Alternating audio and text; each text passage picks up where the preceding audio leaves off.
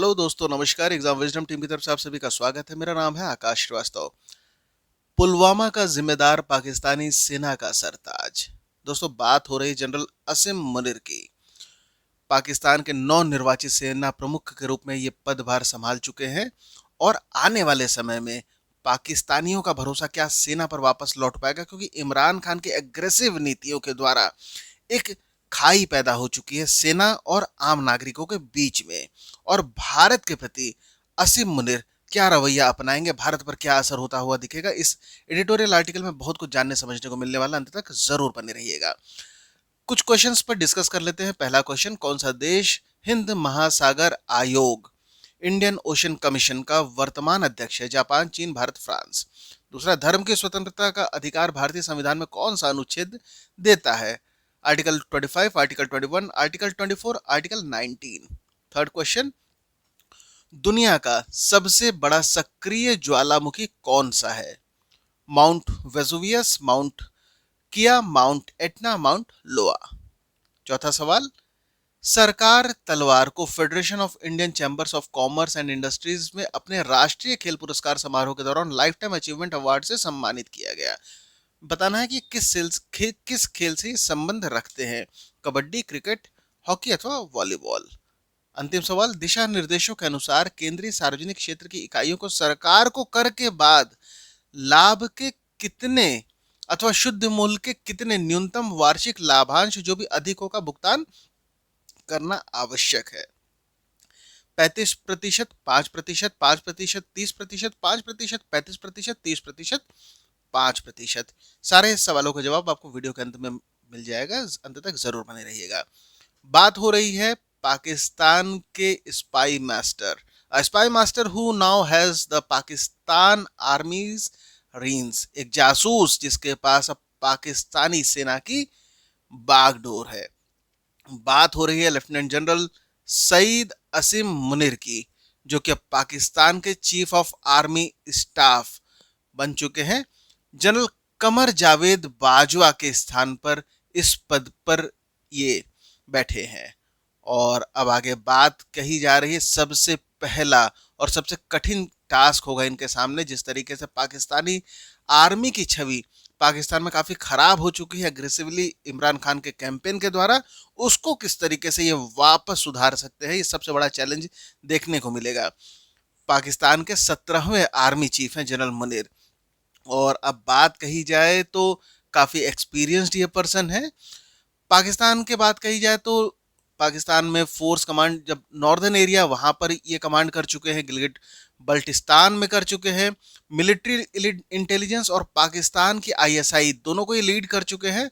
और सबसे बड़ी बात, 2019 में जब भारत में पुलवामा हमला होता है, उस वक्त आईएसआई के चीफ जनरल असीम मुनीर ही थे। और ऐसे में ये भी कहा जा सकता है कि पुलवामा के मास्टरमाइंड अब पाकिस्तानी सेना के प्रमुख बन चुके हैं।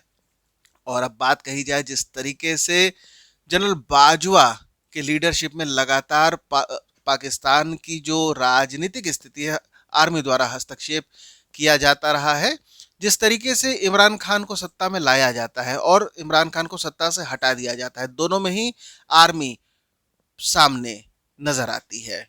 और पाकिस्तान में जब इमरान खान को हटा दिया जाता है सत्ता से, लगातार वो आर्मी पर एग्रेसिव हो चुका है। और अभी हाल में इन पर एक जानलेवा हमला भी होता है और सीधे तौर पर ये उसका आरोप आर्मी पर लगाते हैं। और अब साथ साथ में एक प्रो पीटीआई जर्नलिस्ट अरशद शरीफ, केनिया में इनकी हत्या हो जाती, इसका भी इल्जाम इमरान खान द्वारा पाकिस्तानी आर्मी पर लगा दिया जाता है।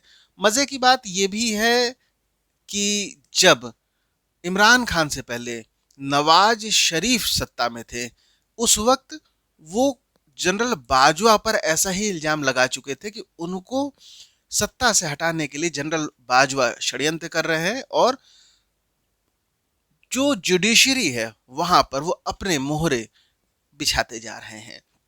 और अब जिस तरीके से पाकिस्तान में राजनीतिक अस्थिरता का माहौल है और साथ साथ में जो आर्थिक दृष्टिकोण है, जो आर्थिक परिदृश्य है पाकिस्तान का, वो भी बहुत खस्ता हाल है और इवन वो डिफॉल्ट करने के रिस्क पे भी पूरा देश खड़ा हुआ है।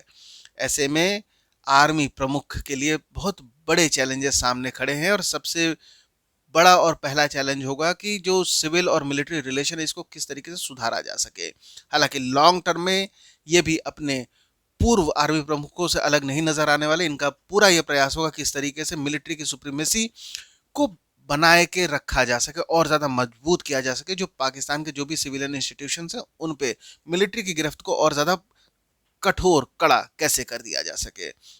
और अब आगे आर्टिकल में ये भी बात कही जा रही है, अभी तत्काल में इनके द्वारा तहरीके तालिबान पाकिस्तान इस आतंकी संगठन पर कुछ कार्रवाई की जा सकती है।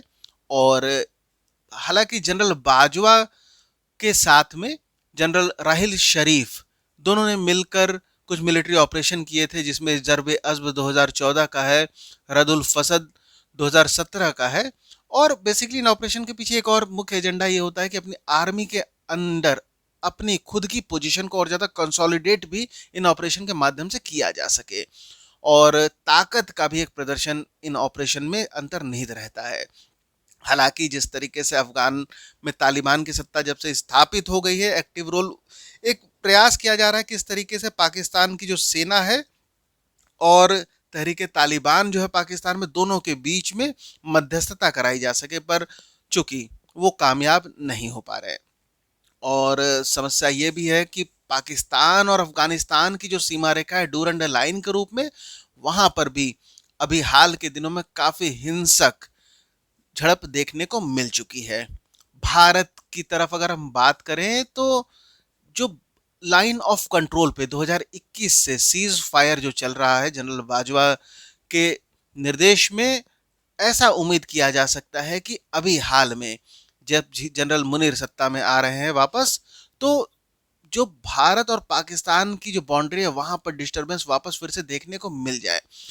क्योंकि एक सीधा सीधा रीजन ये भी हो सकता है कि जो घरेलू जो पॉलिटिक्स है, जो सेना पर लोगों का विश्वास डामाडोल है, उसमें और ज्यादा मजबूती आ सकती है जब देश में के जो राष्ट्रीय तत्व हैं उनको और ज्यादा मुखर किया जा सके। और सीधे तौर पर वो पाकिस्तान की बात करें तो उसके लिए वो तत्व आएगा जब भारत पर पाकिस्तानी जो सेना है अथवा घुसपैठ है वो उनकी तरफ से कुछ कार्रवाई की जाए।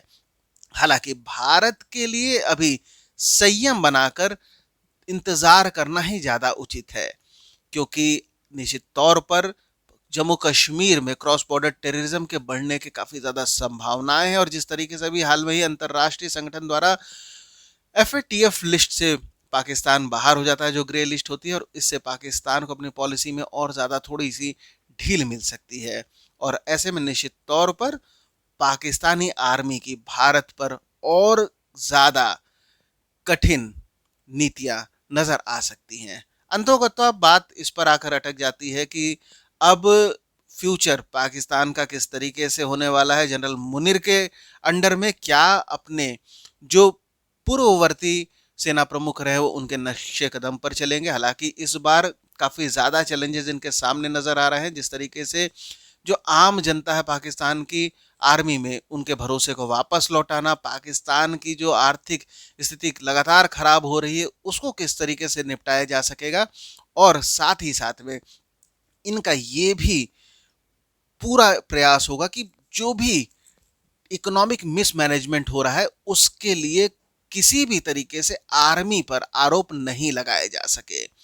और अब सब कुछ अगर जैसा भी ये चाह रहे हैं कहीं पर भी फेल करता है, तो ऐसे भी उम्मीद लगाई जा रही है कि शायद पाकिस्तान में तख्ता पलट भी हो सकता है। क्योंकि अंतोगत्वा पाकिस्तान की जब बात आती है तो आर्मी सिर्फ अंतिम सेवियर के रूप में पाकिस्तान में नजर आएगी, और जनरल मुनीर कहीं से भी इस परसेप्शन को ढीला नहीं होने देंगे।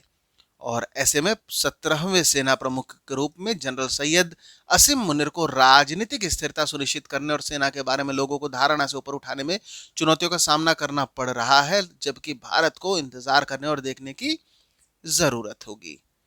और प्रश्नों की बात करते हैं तो हिंद महासागर आयोग इंडियन ओशन कमीशन का प्रेजेंट चेयरमैन फ्रांस है। दूसरी बात करते हैं right to freedom of religion की। जब बात करेंगे तो ये आर्टिकल 25 में आता है। World largest active volcano mount लोआ। और सरकार तलवार की बात करते तो ये क्रिकेट से संबंधित थे। और अब जब बात हो रही गाइडलाइन की, सेंट्रल पब्लिक सेक्टर यूनिट जब गवर्नमेंट को पे करेगी मिनिमम एनुअल डिविडेंड, तो वो अपने 30% प्रॉफिट का करेगी या 5% ऑफ नेट वर्थ का करेगी। दोस्तों आज के हिंदू के एडिटोरियल में इतना ही। अंत तक बने रहने के लिए धन्यवाद।